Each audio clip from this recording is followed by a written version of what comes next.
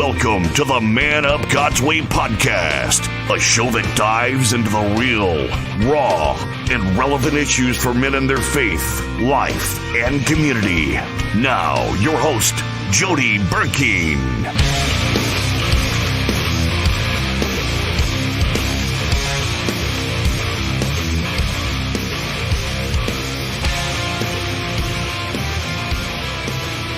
Here we are again on another Monday night podcast with the Man Up God's Way crew, and we're glad that you guys are joining us today. If you get an opportunity, if you will, share this with all of your friends and anybody on social media. We need all the help that we can get to reach more and more people, not only for the podcast, but for the sake of the gospel. People will hear the gospel message on our podcast, and our guests will also be sharing their stories as well. So if you get an opportunity, make sure that you hit the share button, the like button, or the subscribe button, depending on which social media you're watching at this time. So we want to thank you guys again for supporting us and coming alongside of us. Our podcast is growing each week, and it's all thanks to you guys. And God bless you guys. All right. As usual in the studio, I have Mr. Ben Neely with me. Ben, how you doing, brother? I'm doing good. Good to see you. Good seeing you, man. I'm glad you're back. You had a nice little break last week. I did. I think you had the little man flu. Is that Oh, what you remember had? we went to so at our church, my wife and I, we lead the outreach ministry. Right. And so since all three of us were going to be here and we had a guest, which means less conversation by us and more by them if we do our jobs right. We went and met with a life group. Okay. And just kind of told them where the heart of the outreach ministry was coming from. And they were interested in how they can get involved. So I called you and I forgot about let that. you know. Yeah. I've slept since then. Yeah, absolutely. So. You got so much going on. So yeah, it's good to be here. I'm excited about the guest tonight. Oh, me too. I got 3 grandkids that are 9, 6, and 5. So that'd be good. I'm interested to see this book. That'll be good. I'm looking forward to it too. So yeah, I spent the weekend at a marriage retreat.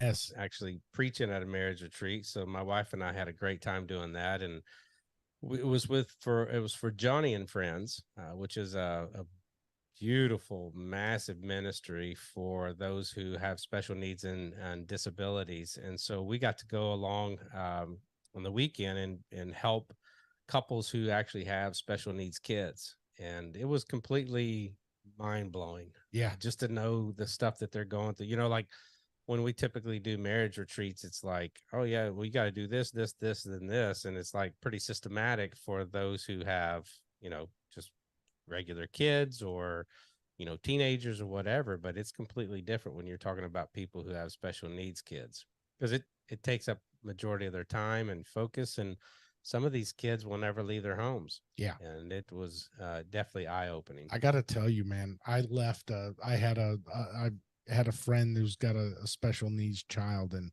I remember the first time I ever went to their house and I left there, and me and Stacy were driving home in the van, and I looked at her and I said, he's a better man than me. Oh yeah. Like I couldn't do that. Mm-hmm. I'm not, and that's nothing negative. It's more negative about me. Right. Like I'm sure if when I had children, had I had a child with special needs, I'd adjusted. Oh yeah. So this isn't was it called? It's in a vacuum. I'm looking at this, especially right? at your age now, and you're thinking, man, how comfortable you are. Yeah. But what God did with that was He still used it as a lesson in my life. He said, "Listen, dude, you got to step up and serve your wife a little more. Look what this dude's doing." Right. Like I'm not joking. Right. I left there thinking, man, he is such. So it was on one hand, yes, because I wouldn't want to have to go through all that. Right. But on the other hand, positively, is the day I decided, well, you know what, I need to start stepping up at home. Right. That's more, great. That's great. Yeah, it opened up our eyes for a lot of stuff too, because we're trying to make our church as disabled and special needs kids friendly as possible. And it definitely showed us some work that we need to do. Absolutely. So I'm excited about that. Good. Well, folks, as usual, we've got an amazing guest tonight. Really excited about this interview and some of the things that he's got going on. Mr. Alex Early, how you doing, sir? Good, thank you. Thank you for having me. It's Mr. Pastor Doctor, isn't it? Yeah, something like that. Okay. Another name. Yeah. Well, good. So Alex and I met, kind of through emails and had been going back and forth, and really excited. I think somebody from your group reached out to us to get you on the podcast. So we're really excited about having you on here because about what we're going to talk about. But before we get into that, why don't you tell us a little bit about yourself? Start off with, I know that you're over in Seattle and that you're pastoring a church there. Why don't you start and bring us up to speed? Yeah. So, let's see. I didn't grow up here in Seattle. I grew up just outside of Atlanta in a small farm town called Woodstock.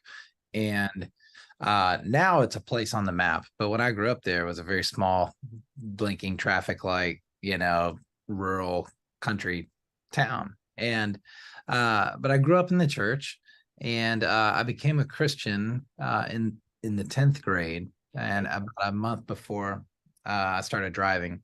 And that was great for a lot of reasons, honestly. But really where I was in life, I was not on the trajectory to just go and be a pastor or write or anything like that. And so God reached into my life at a critical point and turned my heart toward his. And so, what was that moment like? How was that moment? Yeah. Was it at church? Was it a youth group? Was it going out of bed? It was, well, through a series of events and getting in a lot of trouble with school and police and things like that, and just like getting into just basically every parent's nightmare. It's like, oh gosh, man, I just kept going down the roads that they were going to end up in some really bad places. And so as I was in that season of life, it had me kind of thinking about my choices, and things I was doing and things I knew were wrong or whatever. But like, it started getting a little hotter and hotter. And I started thinking more and more about where I was headed. And so I'd still gone to church. My family was involved and, but I couldn't have been less into the gospel. Right. But our youth group was exploding. It was a huge youth group. And the youth pastor was very much so down to earth and spoke on a level that I could understand. And my Sunday school teacher really was also pretty incredible. This guy named Jeff Smith, and he took a bunch of guys through an apologetics study and said, you guys want to hear what Christianity has to say to Islam or Judaism or Mormonism or whatever? Yeah, great. Yeah. And it was during that time that I began to see that the Christian faith was actually it wasn't just about morals and ethics and being a good person. It was about becoming a new creation, and that it was intellectually credible and it was worth investigating. So that was around the time all that was coming together at one time. Wow. And then I became a Christian at a youth group gathering one night, and I heard John 3:16 sung or either quoted by a band, and just standing there, I thought, excuse me, I told my friend Mikey, hey man, I believe that. And he was like, yeah, dude, that's great. And I was like, no, man, I think I believe that. And he goes, oh, okay. And that's great. And that was the beginning of my journey with Jesus. And so, but to then fast forward out to get out here to go ahead and move on. But I knew God was calling me into the ministry right away, about 90 days in. I knew he was calling me, but I didn't know what that was going to look like. I didn't know, didn't have a clue. Like most people, when it comes time, when you sense God calling you into the ministry, you have an idea, but then God has his plan and his idea. Right. So your job for the first few years is to, I guess, just go figure out what sticks and where you find yourself thriving and where figuring it out, like any occupation in a lot of ways. Yeah. Right. So anyway, went through college. Real quick there. I just want to make a point real quick. It just what he just said. That's why when people come into the church, we encourage them so much to just serve. Right. Someone. Yeah. Just get in and you will find your way. You are going to fail at things.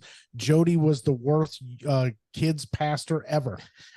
He left there having to repent for wanting to beat every one of them every week. The youth pastor. But he found, youth pastor. Yeah. But you found your calling, right? Yeah. I thought I was going to be a pastor. I do outreach. I have a heart for missions. Never, but I just kept trying to serve, right? So I just want to make that point there. That's very good. Yeah, that's it. Very like good. You just have to keep trying. Like you just figure it out over the years.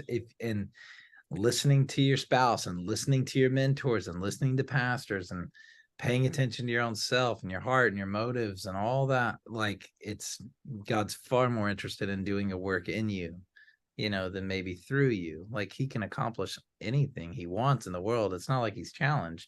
Right. It really is. So it's so important to cultivate that character and all the rest. So I went to college, got into college on academic probation because I had, like I said earlier, I had screwed off so much in high school. I was like, this guy's not going to college. In fact, I could tell you terrible stories. But anyway, I got into college on academic probation and did well. And it was the first time I'd actually done well in school. And I fell in love with going to the library. I fell in love with studying. And like all of a sudden, it was like a light bulb went on. And I found myself thriving and really enjoying studying theology and getting my head around some of these ideas to the best of my ability. And from there, I met my wife during college and we got married shortly thereafter. And, I'd served in various ministry capacities, gone to a lot more school. And then finally, now I'm out here. I've been in Seattle now for, I guess, 7 or 8 years, pastoring our church, and really have found myself content in the pastorate. But like I said, it took a lot of years of trying in different places and trying on different things. And I thought initially I was going to go be a theology professor. I didn't really intend on serving the church at this capacity. I planned on maybe being a deacon or something, and volunteering and that kind of thing.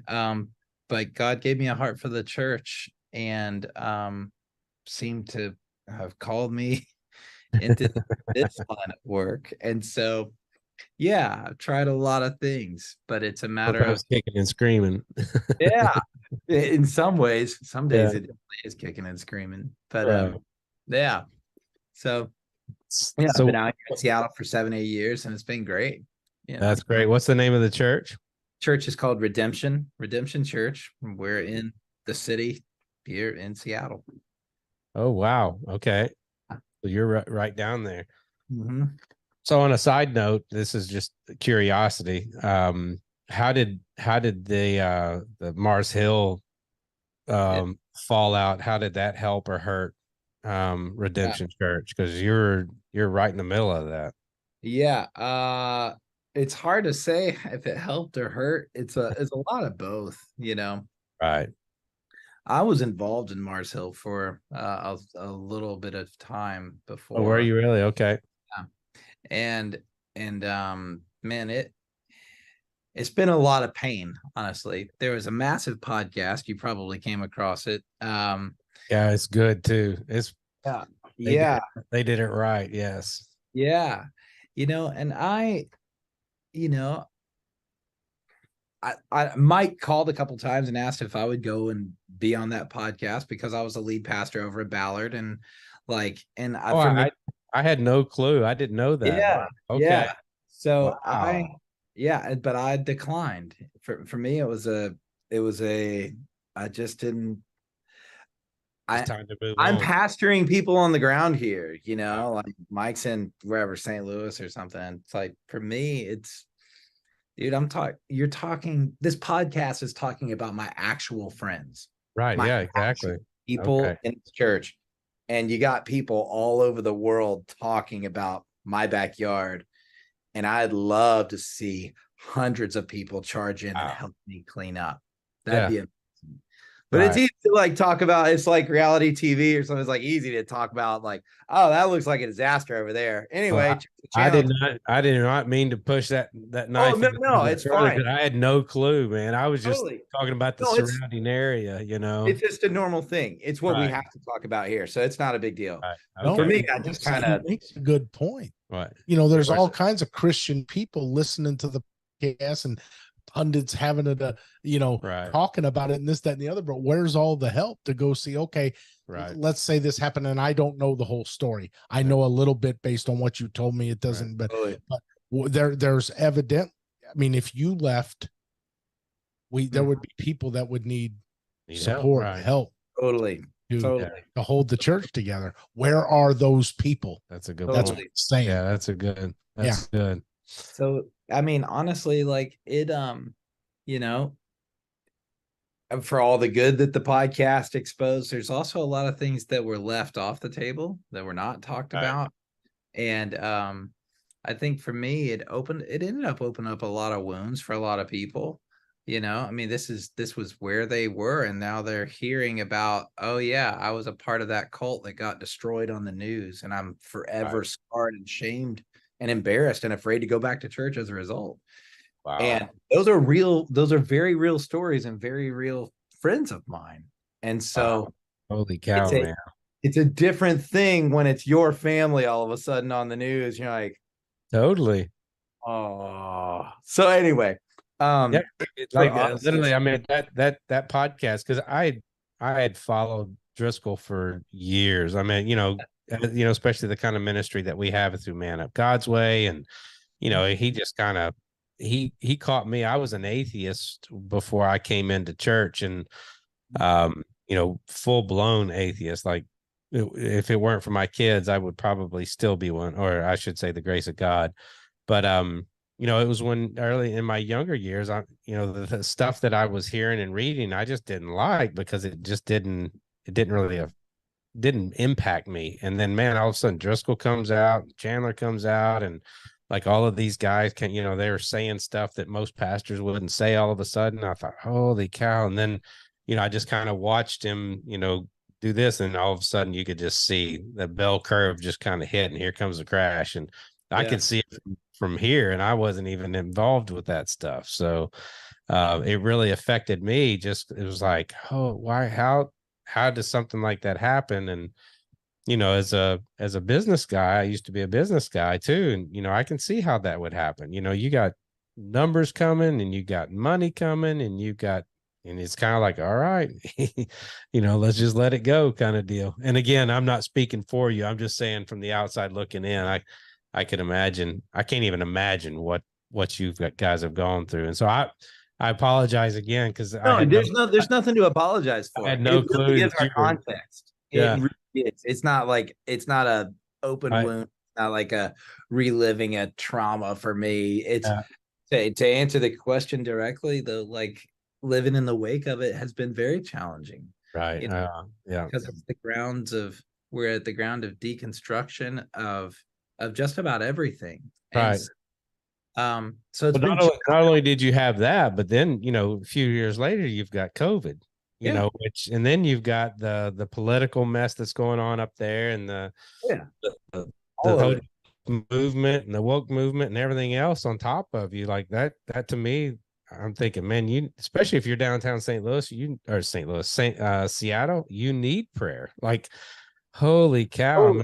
I mean, it really is it's no joke out here. I'm telling you, no joke. Imagine. Yeah, one of my best friends moved here a few years back from the Gig Harbor area. There. Yeah.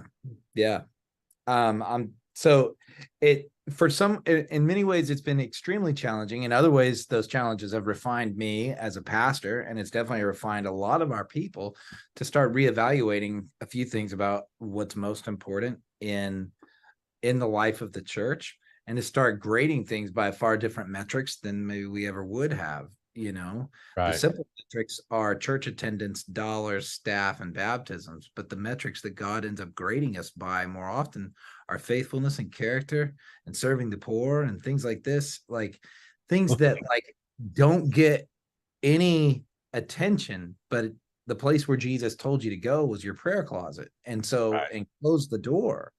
And so it's this secret life of righteousness that Jesus is very much so interested in. And that's good. So it's been very good for us as a church community to be able to go, let's practice the very simple basic things about the Christian faith in our context. And so for all of the battered and bruising that happened to so many people, there's also been a lot of refining and purifying that has caused us to see things that we otherwise would have overlooked or never would have seen anyway. So or would have discounted as, oh yeah, of course, go in your closet and pray. It's like, maybe really we should have really need to. Yeah, exactly. So what matrix are you like?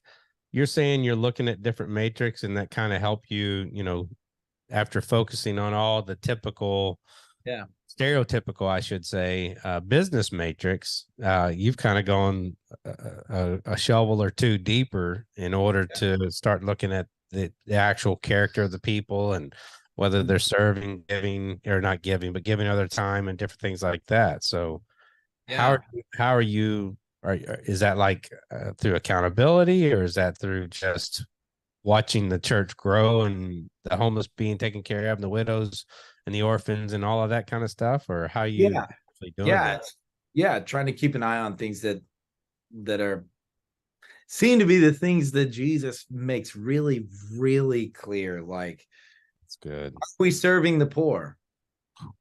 Like, oh, I'm so glad you're on here. So those are the kinds of metrics that we have to start looking at and go, really, are we serving the poor, the elderly, Title I schools, refugees? These people get pushed to the margins very quickly for any number of reasons, and going, if we're going to be faithful in our city, we can't just go with what we saw here for 20 years and think that that's the right move. We do need to be practically serving those on the margins. So that's one thing, but like also seeing lives of like deep spiritual formation actually being cultivated, like where people are actually engaging the Bible and actually engaging their own faith. And so you can't measure it in the sense that you can say, okay, we went from 50 baptisms last year to 100 this year. That's not the metric to measure things by, because it honestly, it smacks of blasphemy against God, and it certainly sounds dishonoring to people to be like, because, so I'm the number on your year-end report. I thought my conversion to Christianity had so much more to do with God sovereignly regenerating my heart and birthing me from above and making me new. And now I was blind. Now I see. I thought that's what was happening, but we trivialize people by doing things like that. And it makes people feel like they're being used in a cog in a system, in some kind of machine. And nobody wants to be used like that. And so, and while it's important to give numbers and updates and say, here's where we're at and here's all that God's done, we also need to be very tasteful and tactful, and maybe not be so tacky in our moments where we're celebrating the wins, as though like it can just be so off-putting, especially in a very post-Christian context like ours here. And especially in sales, like, in sales in general, the problem with sales is that, okay, this month you reached your goal, but you start at zero and then you got to reach your goal again, and I think that's been propagated, even into the church. It's like, okay, so we got we got your number. Now we got to get somebody else's number. And it's, it's not a personalized, a way of metering the metric, so to speak. So dang, that you just rock my world. So but it's also, you do want to have you do want to see your church grow. You do want to exactly. Yes. Want to see more people serving and being in community and all that stuff too. Right. So it's not wrong to say, hey, we have 2, what do you call them a minute ago, life groups. It'd be great to see in the next 6 months 4 life groups. There's Yeah. nothing wrong with like saying, let's raise up some leaders and like put some vision out in front of people. Right. It's just we tend to do it in the church. We tend to be so tacky and tasteless with it that people end up feeling used because they are being used for some other agenda other than actually worshiping Jesus and serving other people. And you can feel it in those moments. And so yeah, so for us, some of our measurements are very simple. Like our vision is very simple. We're responding to God in the gospel through living lives that are faithfully present to God, to ourselves, and to each other. So in Seattle, because we're so transient and so distracted, being present is kind of the virtue that we're trying to cultivate more than anything. Like the majority of our church will turn over in the next 18 months, no problem. Like by 70%. So I'm envious of like college pastors who get their kids for 4 years. I get people 18 months and they're gone because it's Amazon, Starbucks, Costco, Apple, Facebook, you name it. There's so much transience here of people coming and going. So it's like, okay, I got you for 18 months. Let me show you what like a faithful disciple is going to look like in Seattle. It's somebody that's present to God, somebody that can watch their own life and doctrine closely, somebody that's present to themselves, and somebody that's actually present to other people, both inside and outside the church. And so that's how we kind of measure those things. It's like, are you showing up in these areas of your life? Let's start there. That's great. Yeah. That's great. Then you were going to say something. Well, I was just going to say earlier that on the day of judgment, did you feed me? Did you clothe me? Did you visit me when I was in prison? That's what he says.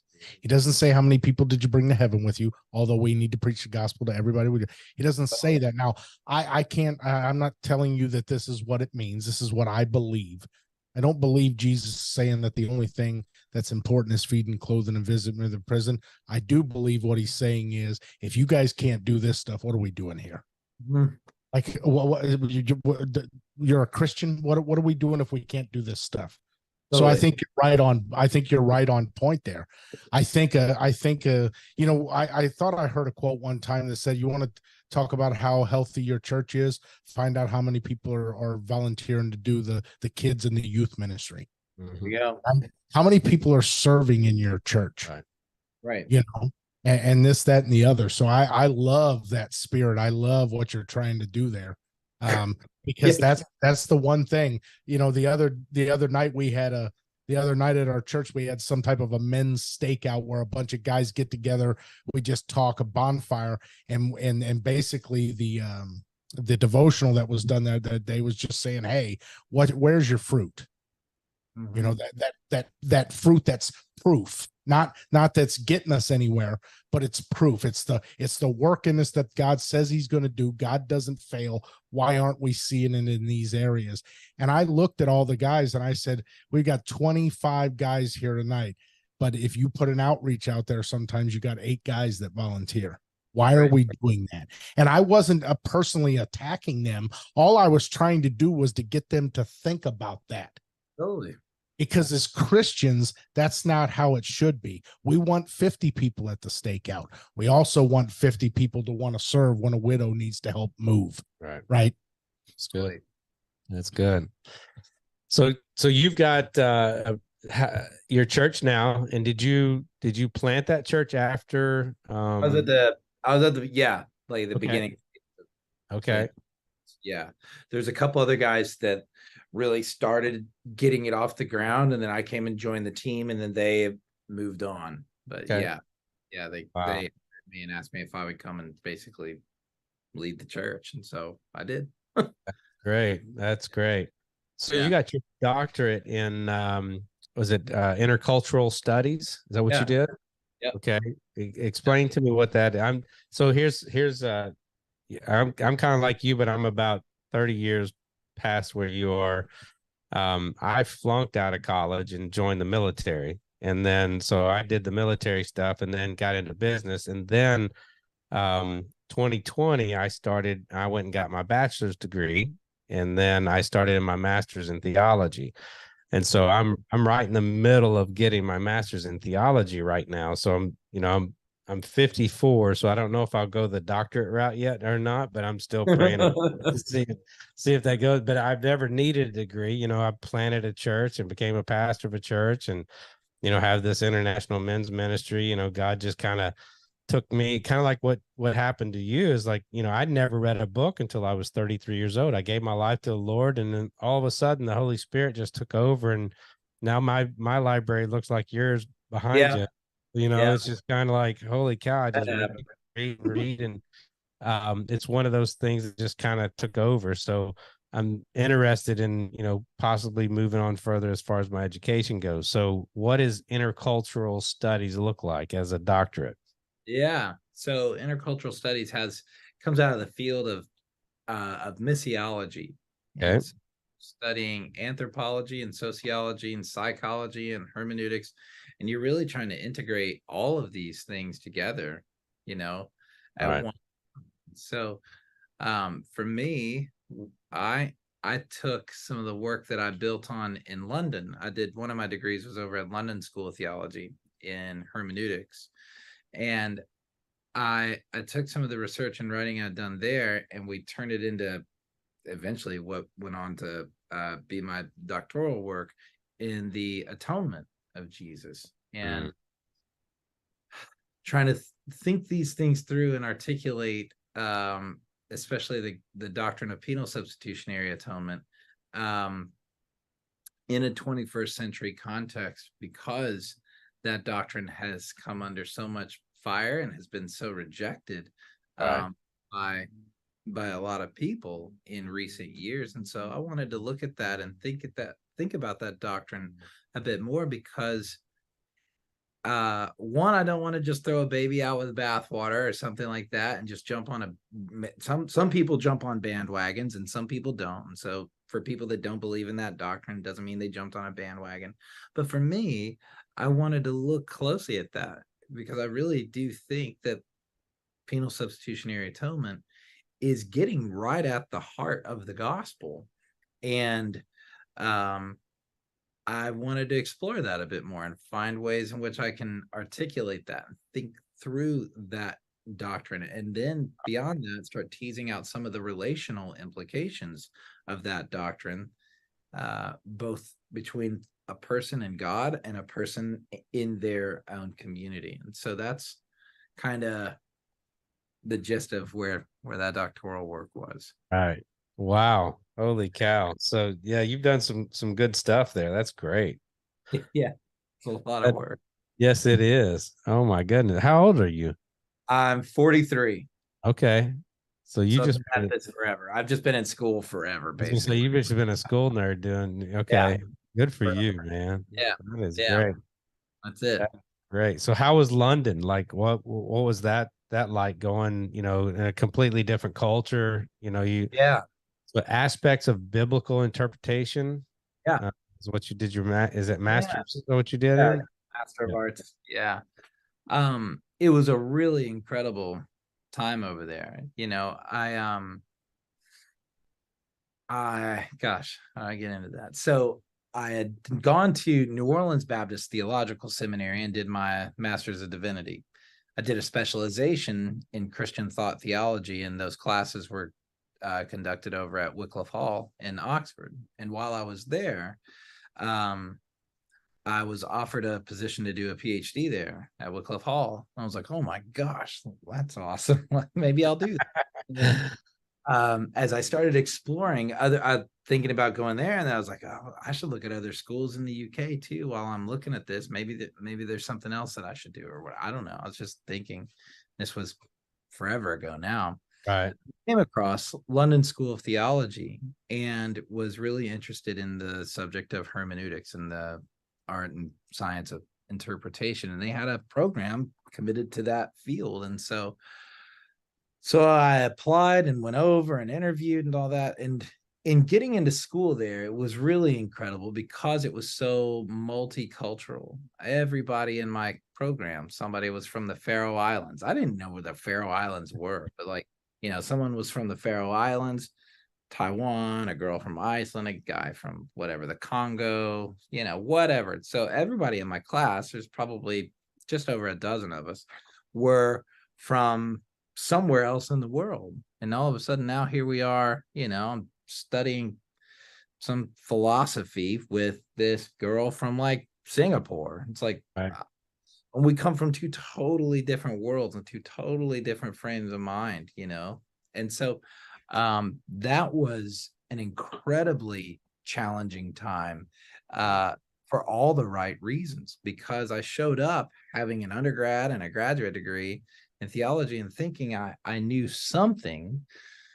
And then I just found every day I'd walk out of class with my head in my hands going, gosh, I've never heard of all of this. I've never even thought of that. Never even thought, And so it was a great, I was getting an education. It's like, what education's for? You're supposed to be great.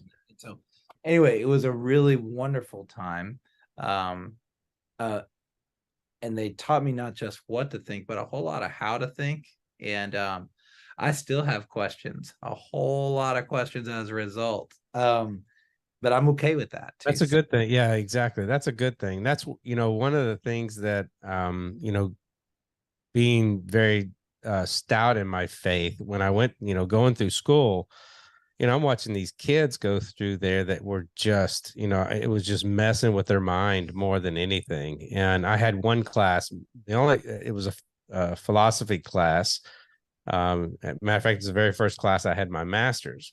And so this was my very first venture into philosophy ever. Like, it just was not something that, I had ever thought about or had to even think about. I'd always been in business and I didn't need philosophy. I just needed dollars.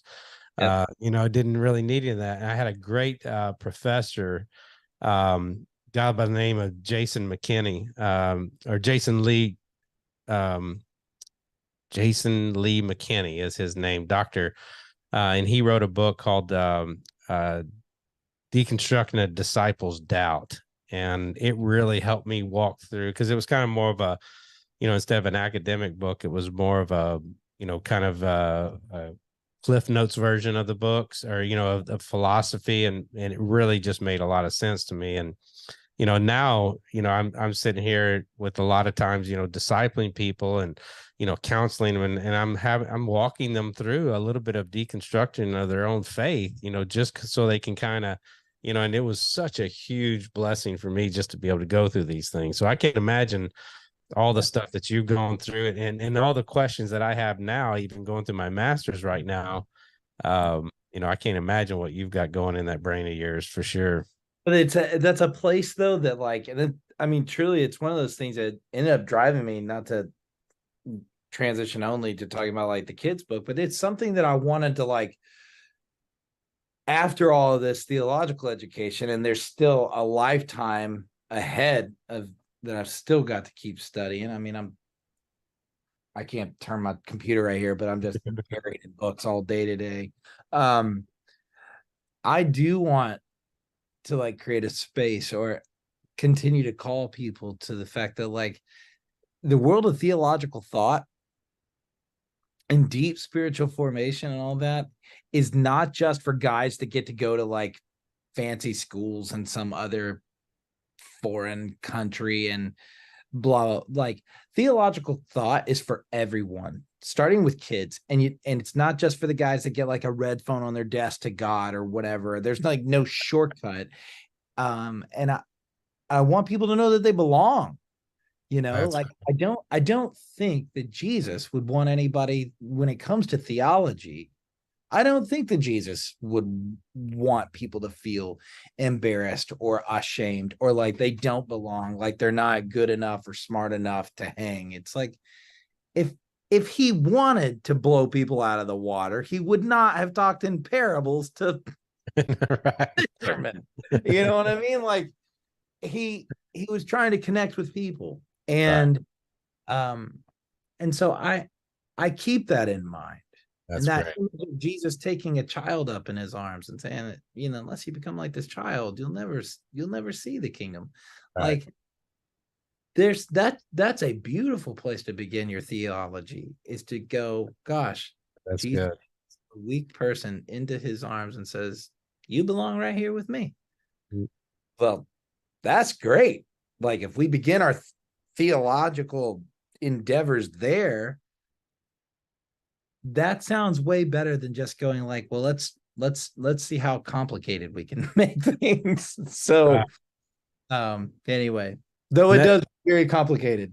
Yeah, it does. And that's, I think, if you're looking at culture back then as well, I mean, you've got majority of the young boys going through rabbinical school for, most of their life until they finally deem them, well, they're not going to be a rabbi or they're just going to be a fisherman, and they kind of push them off in either direction. And we don't even, we're hoping our kids grab something from Sunday school when we drop them off 50% of the time. It's not even, we're not even that dedicated to drop them off to Sunday school. So I'm really interested in this book. I have a 22-year-old and a 21-year-old that we homeschooled and raised in the church and all of that. Now I have 12-year-old twins that we're doing the same thing, but we're not homeschooling because my wife got cancer and wasn't able to homeschool them a few years ago. So we just kind of kept them in the school system, but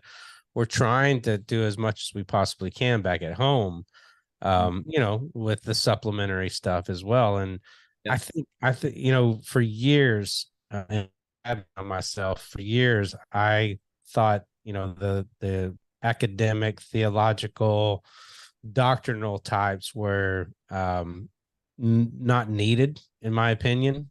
And because all I was looking at was, you just need to share the gospel. You just need to share the good news of Jesus Christ. You just need to go out and say, well, saving them. A part of that is, discipling them and helping them go through sanctification and making sure that they are understanding the theology and the understanding of who God is. Because if you don't know who God is, it's kind of a moot point at that time. And so I really like what you're doing with this, with this book. So why don't you explain to our audience a little bit about this book and kind of how it came to play? Yeah. So the book is called Thinking About God, a Theology Q&A for Kids. And it came out of conversations with my own kids during the pandemic. So you mentioned the pandemic a moment ago, and being here in Seattle, we went through a different version of the pandemic than what a lot of people did, I think, as far as different restrictions and shutdowns and regulations, all those kinds of things. And so during one particular season of the pandemic, my kids and my wife were sitting around the dinner table one night, and our son Jude just said, "Dad, what's a theologian?" And it was just like, kids will ask questions just out of nowhere, and you're like, all right, here we go.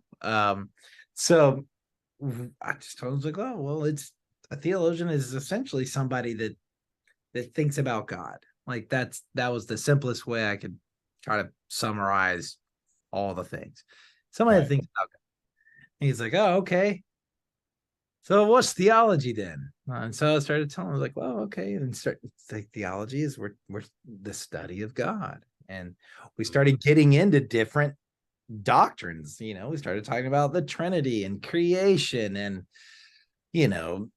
Christology, and Jesus was resurrected from the dead. And, as we're going around the table, we're all nerding out a little bit together. And Jude just was like, this is really great. And I said, well, would it be helpful if I wrote some of these things down for you guys? And they're like, yeah, that would be awesome. Like a book. Like, yeah, I'll write you guys like a little theology book or something. And so I would get up early in the mornings and spend about an hour or so just thinking through, what do I want my kids to know? What are the big ideas? And how do I synthesize the worlds of both biblical theology and systematic theology for my kids? How do I bring those two worlds together? And so that ended up being what ended up becoming the book that just came out, is Thinking About God. And so when I say so for our listeners tonight, well, he just said two things: biblical theology and systematic theology. I've never even heard of those. What are those? Okay. Biblical theology, all it is basically telling the big story of the Bible, right? Right. So you start with God is the creator. He makes everything and everybody. And then then creation rebels against God. Adam and Eve sin. That's called the fall. And then there's the next chapter, and the next scene is called redemption. That's where Jesus comes on the scene and dies on the cross and rises from the dead and so on. And then there's restoration. God's going to renew the earth one day and renew all of his people. All right, that's biblical theology. It's tracing like the big arc of the Bible. In systematic theology, it's more like you're taking an idea or a doctrine or something, and you're drilling down all throughout the Bible. So if you want to know about like the doctrine of the Holy Spirit, okay, he's there at creation, hovering over the water. Right. We see him working in the lives of the prophets, and then we see him again at the baptism of Jesus, and then we see him again working through the life of Jesus. Then we see him at Pentecost, and so right. So again, you're just drilling down on one idea throughout Scripture.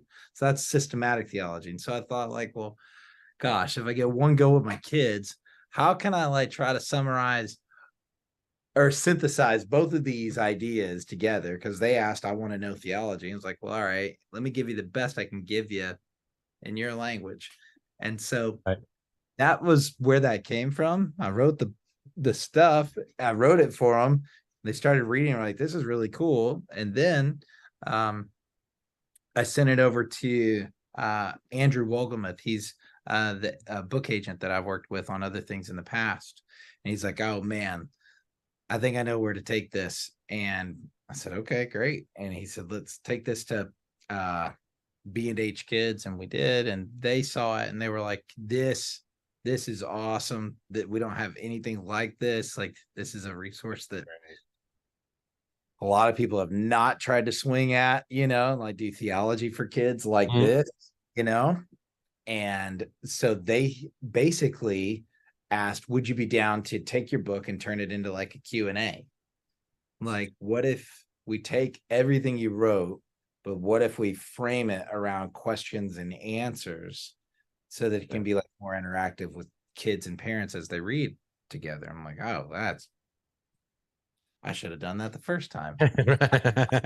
So that's exactly what we did. So we batted different around it. That's how the book came into being. Yeah. Wow, that is great. So I'm sitting here thinking like, how many adults could benefit from reading this book? Yeah, totally.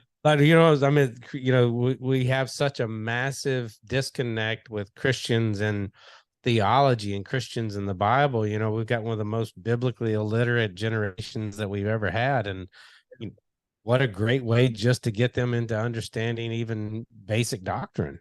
And I'm assuming that's what the book is. I haven't yet. I'm actually getting ready to pick it up. Is it on Amazon yet? Yeah, it's on Amazon. It's everywhere now. Okay. So yeah, pick it up.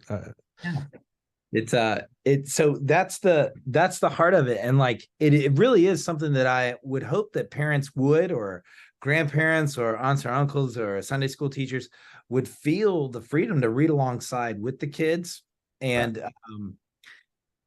to learn too. Like, I mean, there's some stuff in here like that, you're just not going to know. Like, they're just not words our pastors use, thank God. But they're not words that our pastors really use in the pulpit, because it can blow people out of the water with an idea. And again, like, good teachers don't want people walking away feeling dumb or ashamed or confused. You want people walking away going, I feel equipped and empowered in my faith, and I know God says in his word.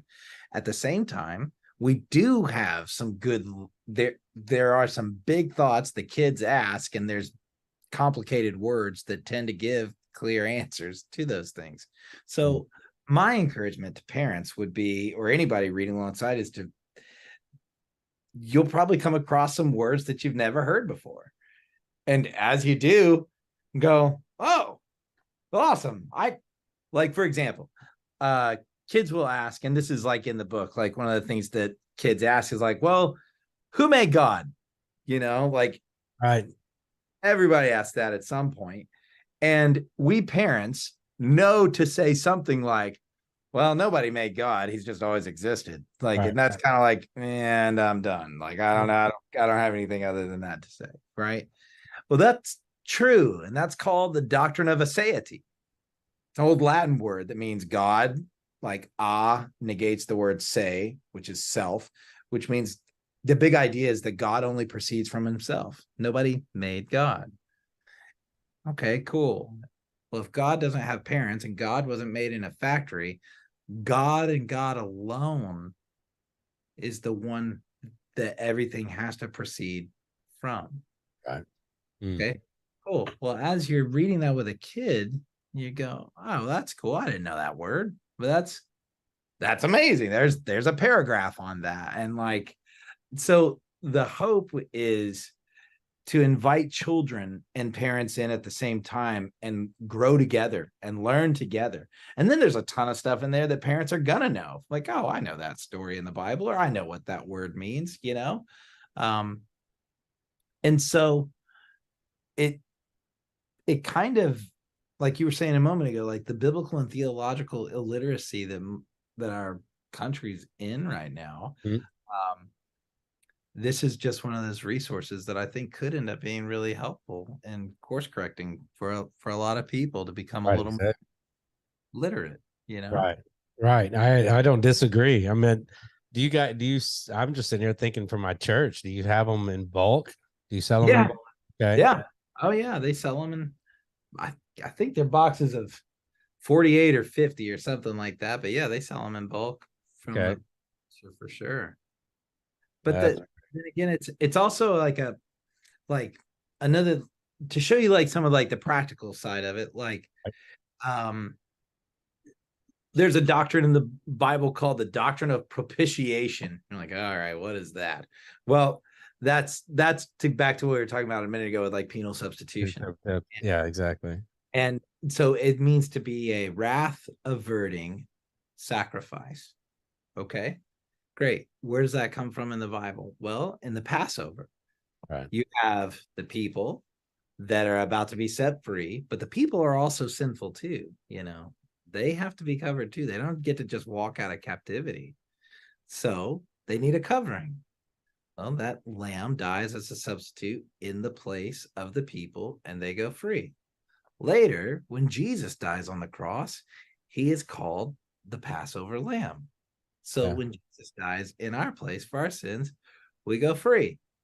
So we're forgiven. Great. And so then it concludes with questions at the end of the chapters like, okay, so that's what we talked about, being forgiven by Jesus. Awesome. Have you ever had to forgive somebody? What was that like? Did you have to forgive your brother or a sister or a friend?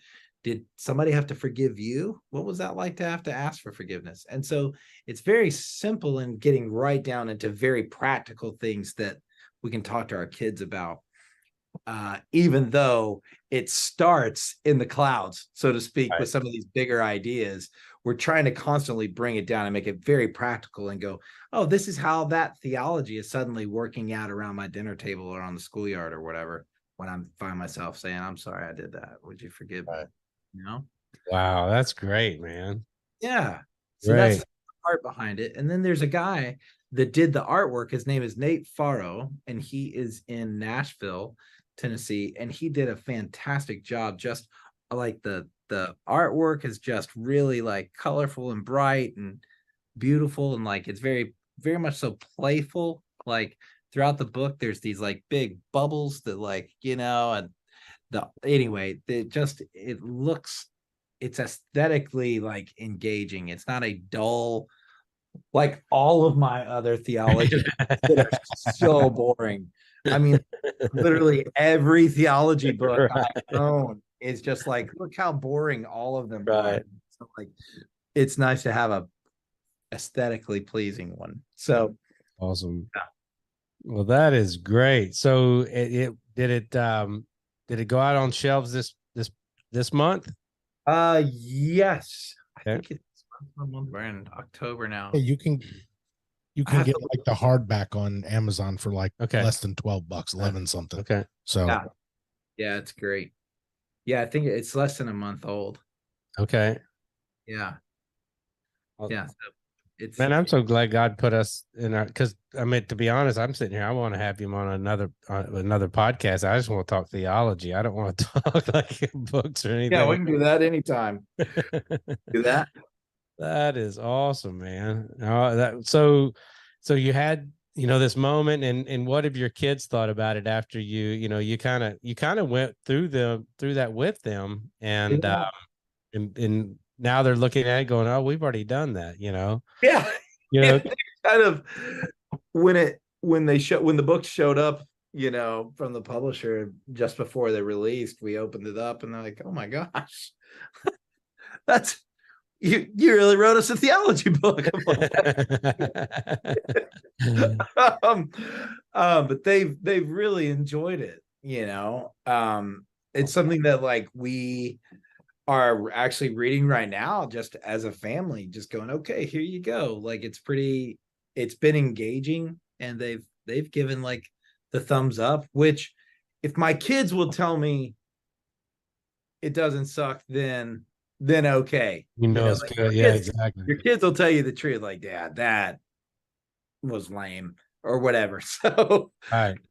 They gave it a gold star. So if it passes their test, then I'm okay with that. Well, we're definitely going to get it because we do New City catechisms. I don't know if you've ever seen that.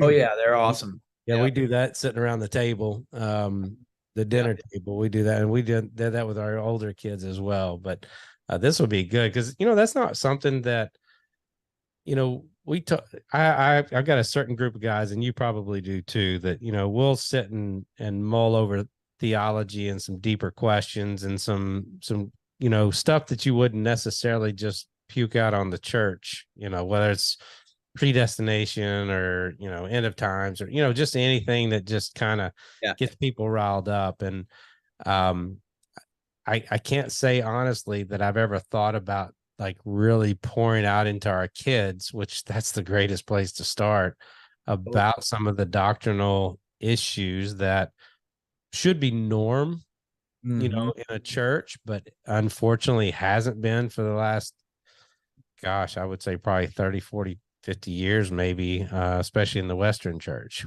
Yeah. I love your heart that you're focusing on and getting this out to the kids like that. Yeah. Well, the thing is like, you don't want your kids walking into middle school, high school, and then finally their first philosophy class in college, and they get blown out of the water because somebody says, God is a myth. The historical Jesus never existed.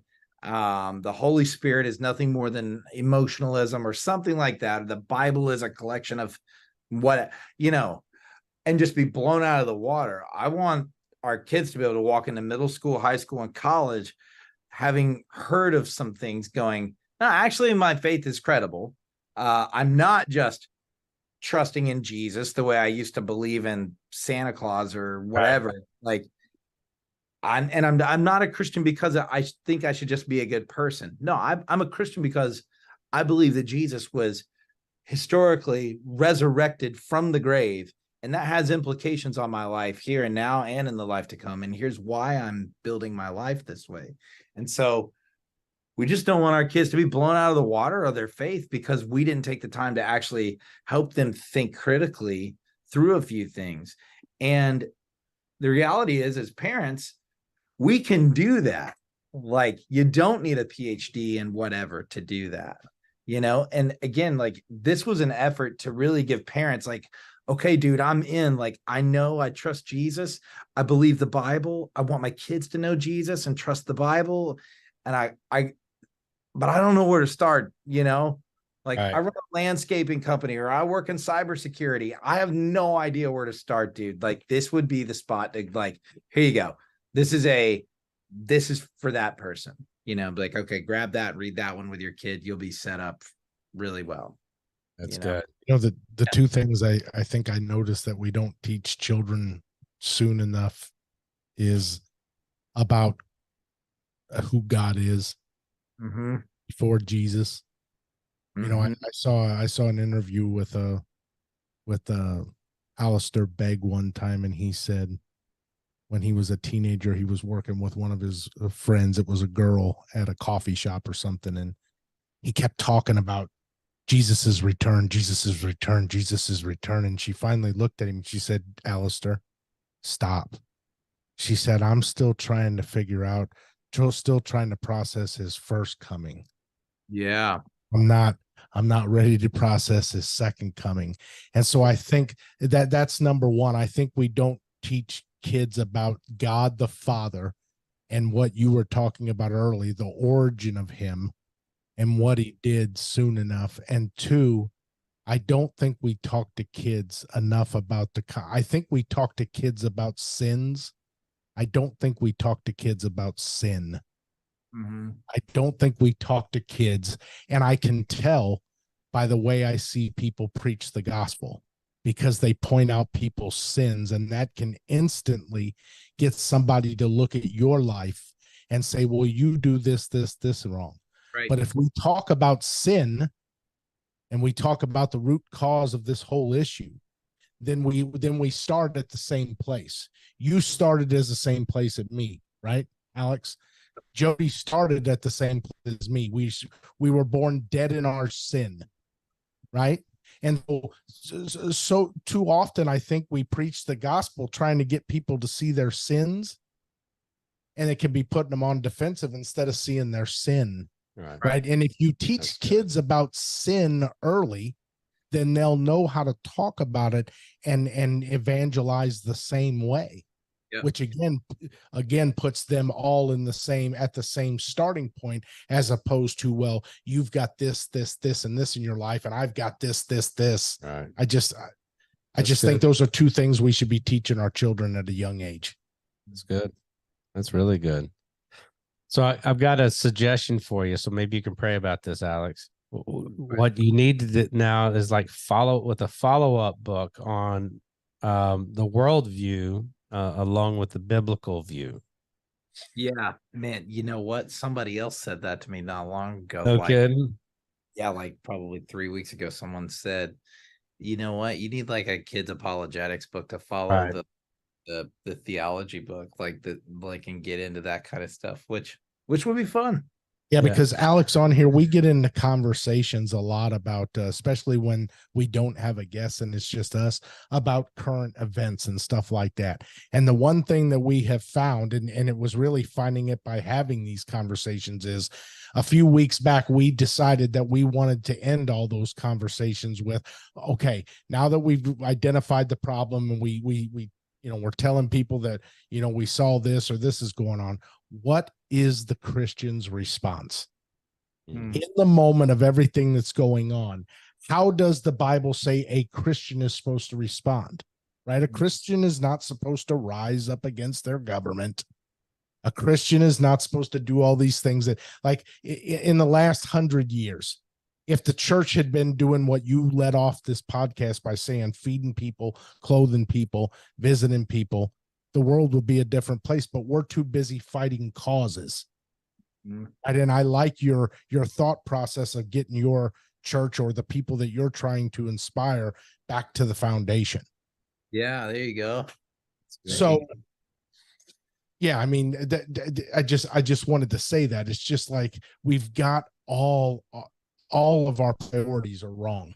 And we've got to get back to what the church was founded to do, which is to preach the gospel and help the widows and the orphans.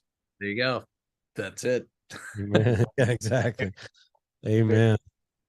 So what's on the horizon for Pastor Alex? What you got coming up? Or like, are you now you're in church season? So you got October to Easter, you got church season. So yeah, no kidding. It's on. So right now at our church, we're walking through the 7 I am sayings of Jesus in the Gospel of John.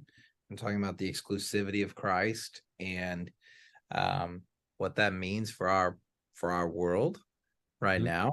And so really trying to exegete the culture right now and really speak to deconstruction and so much of the other dysphorias that we're living in, and bring some clarity there from scripture. So that's one. Then we'll go into Advent, and then I think we're going to go through the book of Ecclesiastes at the turn of the year. And so I just did that. I just did that about 2.5 years ago. I just finished Acts. It took me 2 years to go through Acts. Yeah. So and then we just started 2nd and 3rd John. That's going to take me about a year to do all of those by the time I get it all done. But Ecclesiastes for me was just an eye opener. Like, just, man, it was so good. Yeah, I can't wait to do it.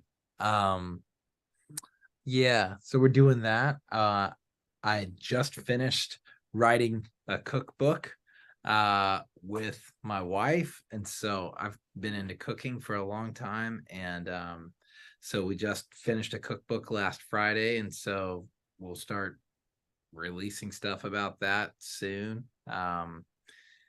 Dude, you're all over it, man. That's awesome. In that while, so yeah, it's been fun. So that's what's on the horizon, and then I don't know, when I get done here, I'm gonna go figure out what we're having for dinner tonight.